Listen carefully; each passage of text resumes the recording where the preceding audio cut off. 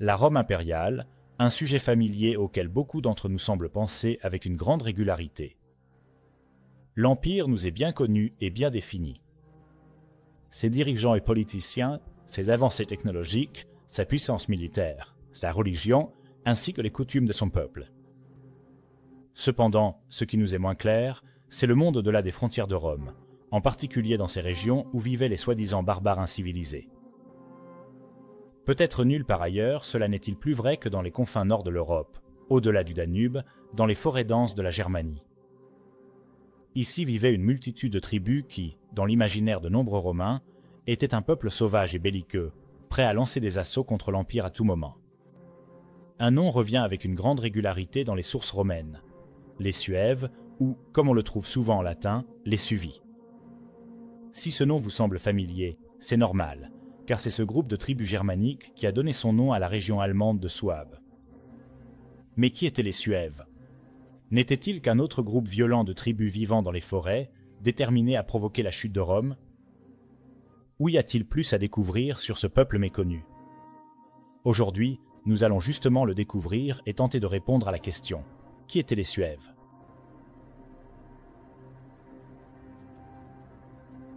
Tout d'abord, avant de plonger dans les détails de la culture et de l'histoire des Suèves, il nous faut aborder les difficultés que nous rencontrons pour définir les Suèves eux-mêmes.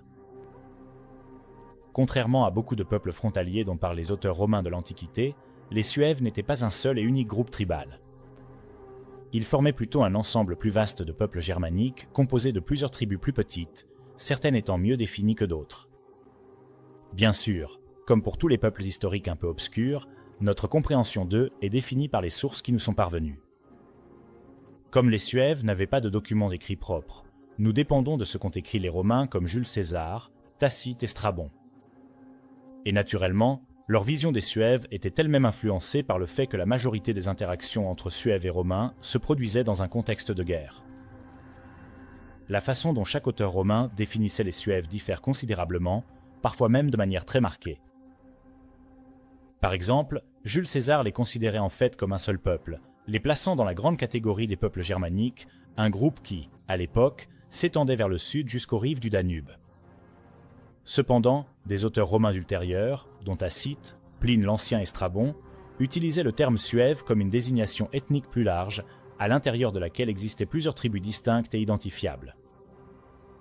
Strabon, l'auteur grec de la géographie, rédigé vers le tournant du 1er siècle après Jésus-Christ, considérait clairement les Suèves comme un ensemble plus vaste de tribus. Il mentionne les tribus des Suèves et fait explicitement référence aux Semnons comme étant une tribu des Suèves. Il rattache également les Hermindures et les Langobards, ou Lombards, au groupe plus large des Suèves. Quant à la tribu des Suèves, c'est la plus grande, car elle s'étend du Rhin à l'Elbe, et une partie d'entre eux vit même au-delà de l'Elbe, par exemple les Hermindures et les Langobards. Tacite également, écrivant plus de 150 ans après César, vers l'an 98 après Jésus-Christ, est clair dans son opinion selon laquelle le terme Suève est une appellation plus générale, désignant un groupe composé d'une multitude de tribus. Nous devons maintenant parler des Suèves, qui ne forment pas un seul État comme les Chattes ou les Tenctères, mais occupent la plus grande partie de la Germanie et sont encore répartis sous différents noms et nations, bien qu'ils portent tous l'appellation commune de Suèves.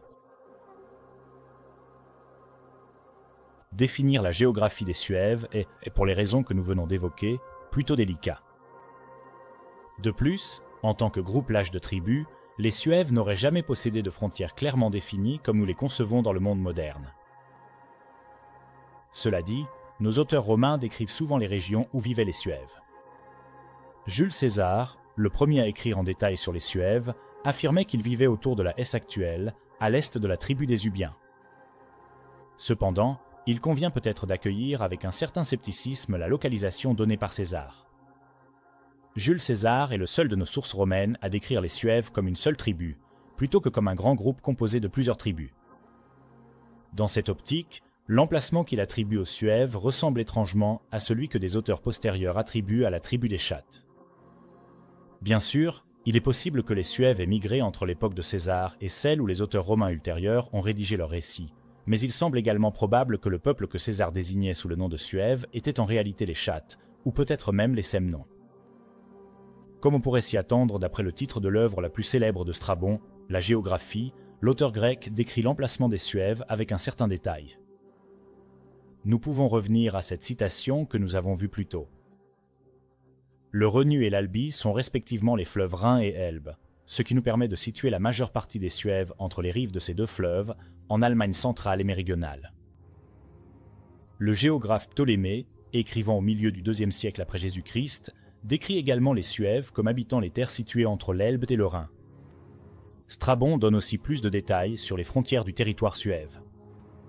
Il affirme que les forêts de Gabrota et d'Ercini, deux vastes bois anciens, étaient contrôlées par les Suèves. La forêt de Gabrota est généralement considérée comme correspondant à la forêt de Bohême ou au mont de Krumlov, en Europe centrale, entre l'Allemagne, l'Autriche et la Tchéquie actuelle. Cela correspondrait aux informations que Tacite nous donne concernant les frontières des Suèves, dans lesquelles il décrit comment la chaîne de montagnes en Moravie, en Hongrie, en Silésie et en Bohême sépare la Souabe de diverses tribus plus éloignées. Cependant, il est un peu plus difficile de situer la forêt d'Ercini. S'étendant à travers l'ouest de l'Europe centrale, du nord-est de la France jusqu'aux Carpates, et couvrant une grande partie du sud de l'Allemagne, on ne sait pas exactement jusqu'où la forêt s'étendait vers l'est, bien qu'on pense que la forêt noire, qui s'étend à l'est depuis la vallée du Rhin, constituait l'extrémité occidentale de l'Hercinienne. Cela correspondrait également à ce que dit Strabon dans une autre section de sa géographie, où il parle du Rhin. Il décrivait les Suèves comme habitant la rive orientale du fleuve, ce qui suggère que l'immense territoire allemand occupé par les Suèves s'étendait jusqu'au Rhin à l'ouest. Quoi qu'il en soit, la dense forêt d'Ercini constituait une frontière naturelle de l'Empire romain, à la fois sur le plan politique et culturel, dans l'esprit des auteurs de l'Antiquité. À l'est, Strabon n'est pas clair sur l'endroit exact où s'arrête le territoire des Suèves. À part le fait de noter que les Herminidories et les Langobards formaient la limite de ce que l'on pourrait considérer comme les terres suèves. Tacite nous donne un peu plus de détails, décrivant comment les Sénons, les plus anciens et les plus nobles des Suèves, vivent sur l'Elbe, jusqu'aller aussi loin que le fleuve Suvu, qui pourrait être l'Oder dans la Pologne actuelle. Fait intéressant, la Germania de Tacite suggère en réalité une limite nordique supplémentaire pour les Suèves. Tacite définit en fait les frontières de la Subia comme étant les terres où vivaient les Citones, un peuple uniquement mentionné par Tacite, qui vivait probablement dans la Suède actuelle. À cet égard, Tacite appelle également la mer Baltique la mer Suève, affirmant que les peuples qui vivaient sur ces rives partageaient leurs coutumes et leur habillement avec les Suèves. Bien qu'il admette que la langue des Aestis, sur la rive orientale de la Baltique, ressemble davantage à celle des Bretons. Cela fait de la définition du territoire des Suèves par Tacite une notion très vaste, couvrant une immense partie de l'Europe centrale et du Nord. Jusqu'à quel point un si grand nombre de tribus distinctes, parlant des langues différentes, pouvaient être considérées comme faisant partie d'une seule identité suève est peut-être discutable. Bien que Tacite ne décrive pas directement des peuples comme les Citones et les Suitones comme étant des Suèves, ces allusions à l'identité suève sur la base des coutumes et de l'habillement sont intéressantes et constituent des attributions que l'on ne retrouve chez aucun autre auteur. Cependant, il est probable que Tacite utilise le nom de Suève simplement pour désigner l'ensemble des peuples germaniques et inclut une région où vivaient des tribus qui ne pouvaient pas être qualifiées de Suèves, voire même de germaniques dans certains cas. Le mot Suève a été attribué à tant de tribus germaniques par les auteurs du 1er siècle après Jésus-Christ qu'il a un temps semblé que Suève pourrait en fait remplacer germain comme nom le plus courant pour désigner ces peuples. Comme toutes les nations germaniques situées le long de la frontière romaine, les Suèves semblaient particulièrement habiles dans l'art de la guerre. En fait, César les qualifiait de la plus grande et de la plus belliqueuse de toutes les nations germaniques. Il remarque que, dès l'enfance, les Suèves suivaient une alimentation saine et pratiquaient de l'exercice quotidien, ce qui donnait des hommes à la stature corporelle imposante. Fait intéressant, César souligne qu'il refusait d'autoriser l'importation de vin dans leur pays en raison de sa capacité à affaiblir les aptitudes de leurs guerriers. La société suève était divisée en 100 cantons, dont chacun envoyait chaque année une levée de 1000 guerriers pour aller piller à l'étranger. De plus, César rapporte que les Suèves, pour la plupart, évitaient de combattre à cheval, préférant se rendre sur le champ de bataille à cheval, puis descendre pour se battre à pied. Strabon témoigne lui aussi de la prouesse militaire des Suèves.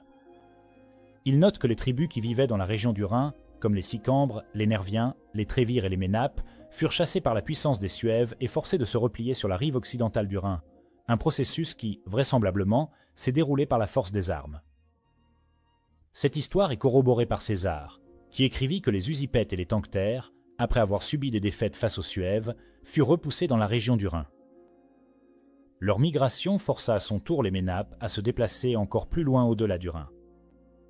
Cependant, Strabon évoque également les défaites subies par certains éléments des Suèves, affirmant que les Hermionduri et les Langobards, deux groupes suèves, avaient en grande partie été chassés de leur pays au-delà de l'Elbe et repoussés sur les rives sud du fleuve. De toute évidence, même les groupes germaniques les plus redoutables n'étaient pas à l'abri de la défaite militaire. En dehors de leurs divers affrontements avec d'autres groupes tribaux germaniques, les Suèves eurent également de nombreux conflits avec l'Empire romain. Jésus-Christ, le roi suève arioviste, traversa le Rhin lors de ses campagnes contre la tribu des Édouans, qui firent appel aux Romains pour obtenir de l'aide.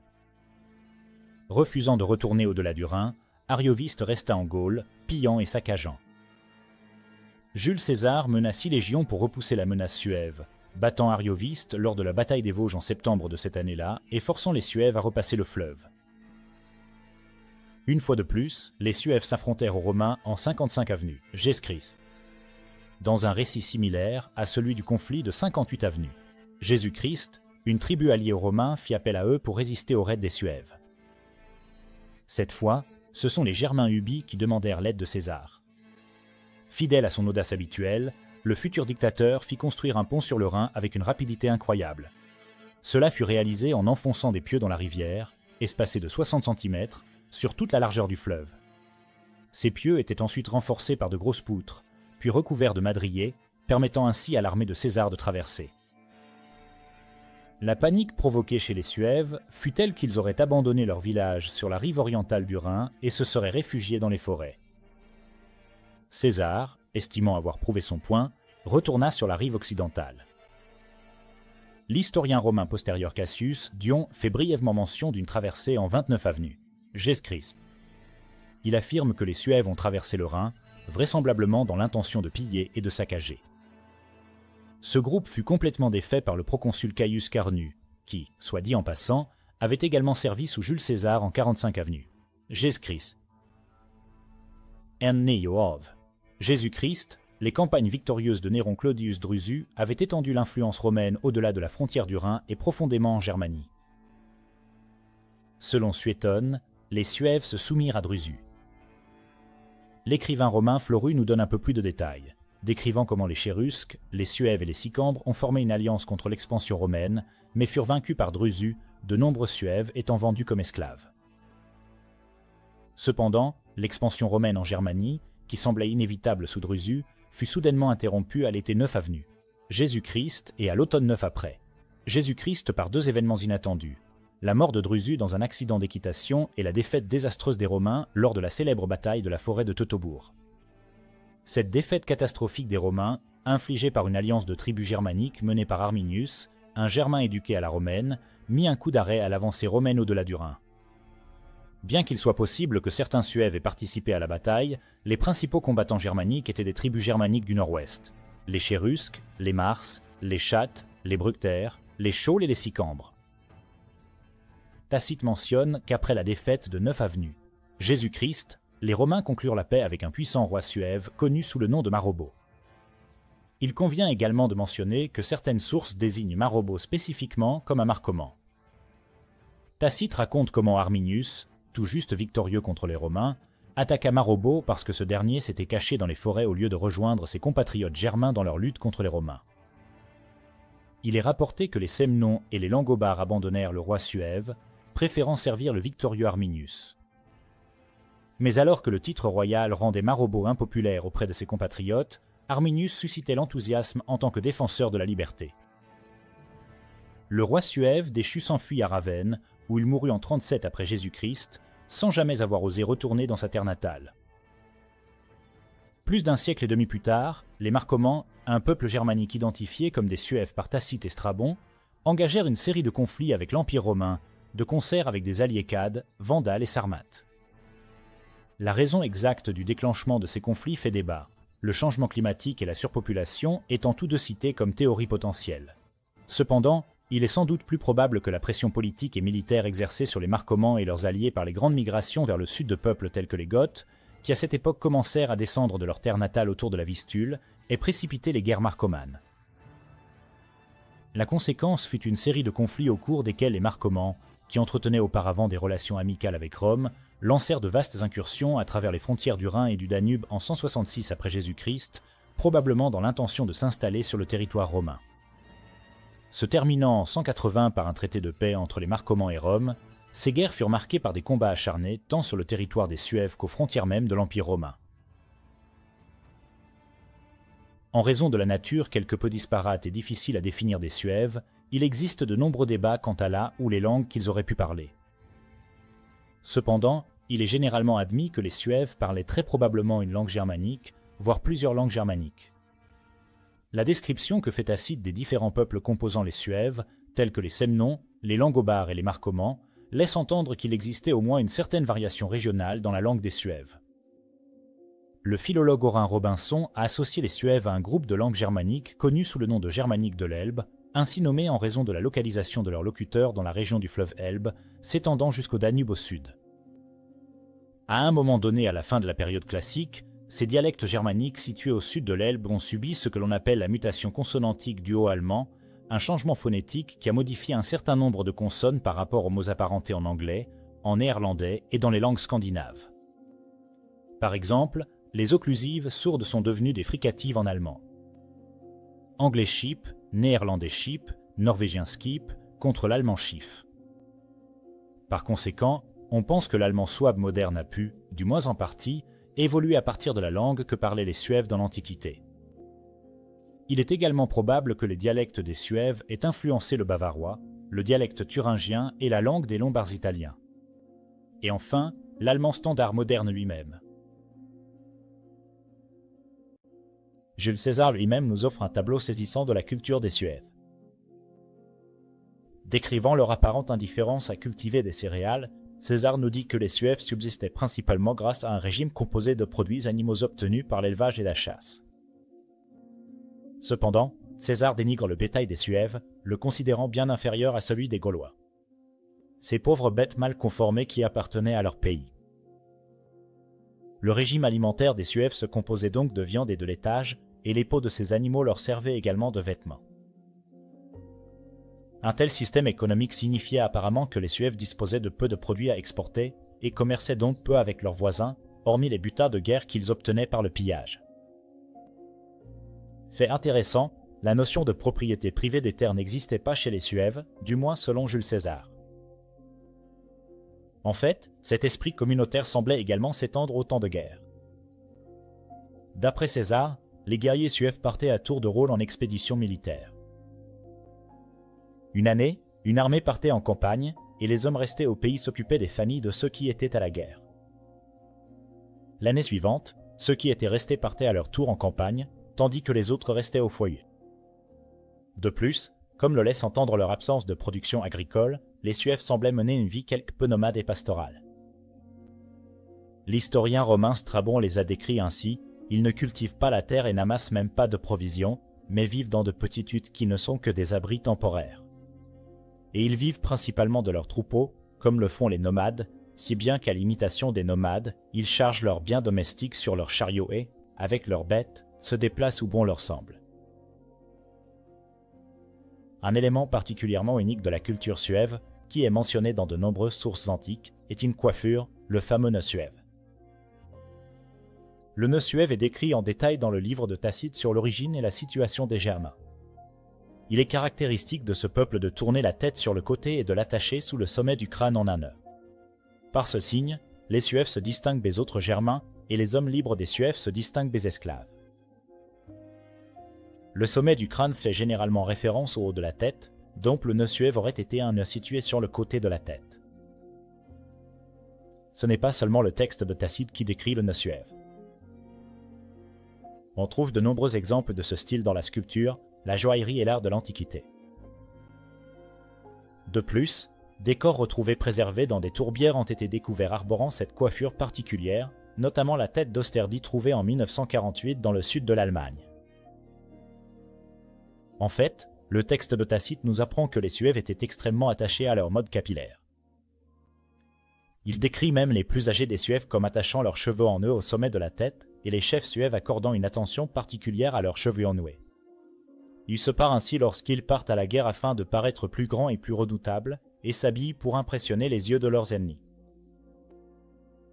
De toute évidence, leurs voisins considéraient la coiffure des Suèves comme à la mode. Tacite remarque que les jeunes des tribus voisines portaient souvent leurs cheveux à la manière des Suèves, dans un classique cas d'imitation. Il ne vous surprendra sans doute pas d'apprendre que les Suèves étaient païens, bien que leurs rites et traditions aient sans doute varié parmi les différents peuples que nous désignons aujourd'hui sous le nom de Suèves. Le bois sacré, ces bosquets d'arbres qui revêtaient une importance religieuse particulière et étaient parfois considérés comme les demeures de Dieu ou d'autres esprits, semblent avoir été omniprésents chez les Suèves. Tacite décrit la manière dont le peuple des Semnons se liait avec des chaînes en entrant dans leur bois sacré, dans un acte symbolique visant à reconnaître leur infériorité en présence de leur Dieu. Si un Semnon venait à tomber dans le bois sacré, il ne se relevait pas, sans doute parce que se lever en présence du divin aurait été considéré comme un sacrilège. À la place, Tacite nous dit que les Semnons étaient obligés de rouler hors du bois lui-même. A l'inverse, les Longobards ou Lombards vénéraient spécifiquement la terre-mère dans leurs bosquets.